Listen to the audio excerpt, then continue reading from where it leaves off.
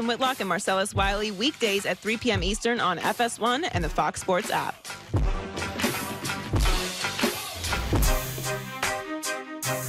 Great to have you in today. There's a lot of stuff going on in sports right now, and I thought we'd play a little game in our Best for Last today, Joey, where there's decisions teams have to make, and sports is very tough. Outside of baseball, they've all got salary caps, and you get into situations as a professional sports franchise.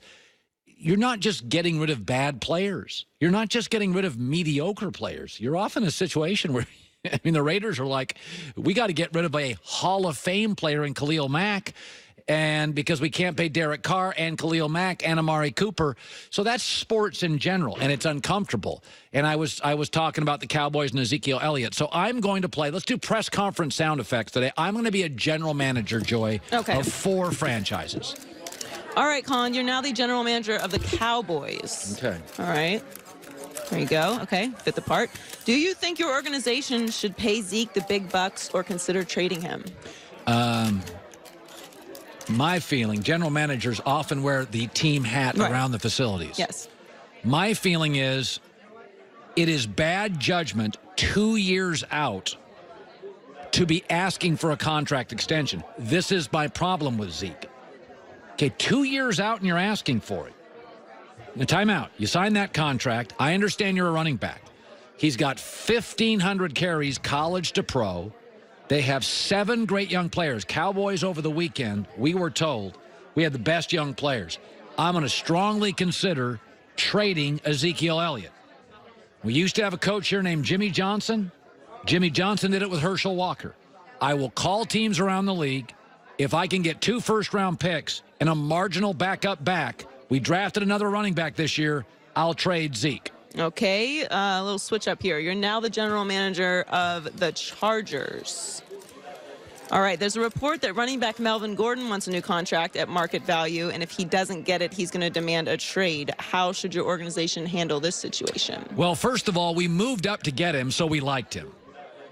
A lot of teams won't draft running backs in the first round. We did, and we moved up to draft him. And we've already talked behind the scenes, we'd like to give him a contract. But since Anthony Lynn became coach, all our running backs are averaging 4.5 yards a carry. In fact, Austin Eckler averages more yards than Melvin Gordon because of our blocking schemes. There is a value. He's been a good guy. He's been a good Charger. He has played hurt. We will give him a contract. We will massively front-load it. Analytically, we don't trust he's going to be great in 4 years.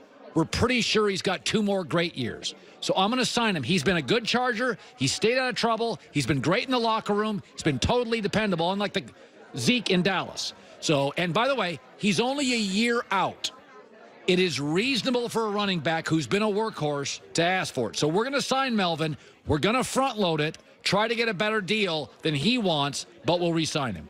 All right, you're now the general manager of the Rockets. We're going to switch sports here. Charles Barkley and Russell Westbrook said that Russell Westbrook needs to give the point guard position to James Harden. Do you agree with Barkley's suggestion? Yes, James Harden's the better player. It's his offense. It's analytically his team.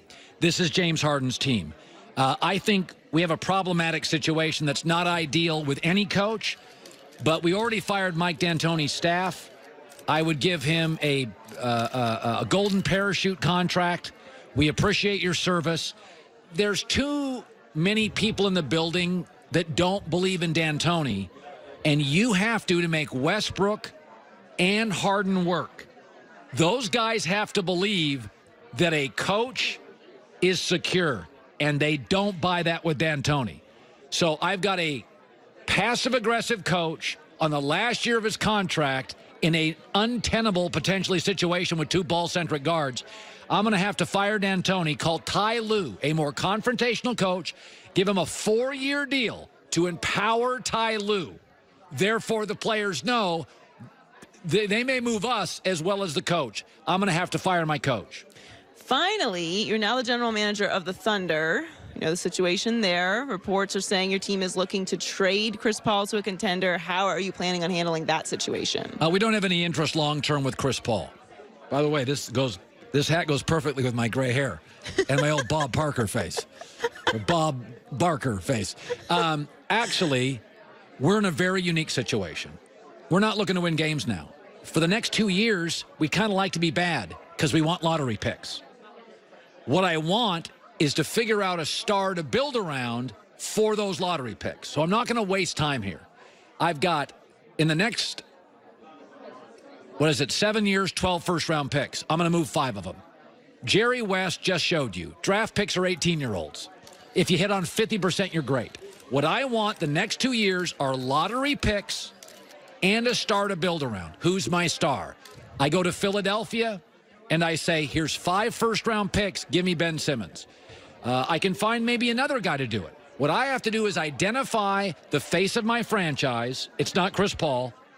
Surrender multiple picks to get that. And then for the next 2 years, we'll be a lottery team. I'll have 2 young stars around the face of my franchise. So I move Chris. I identify the star I want.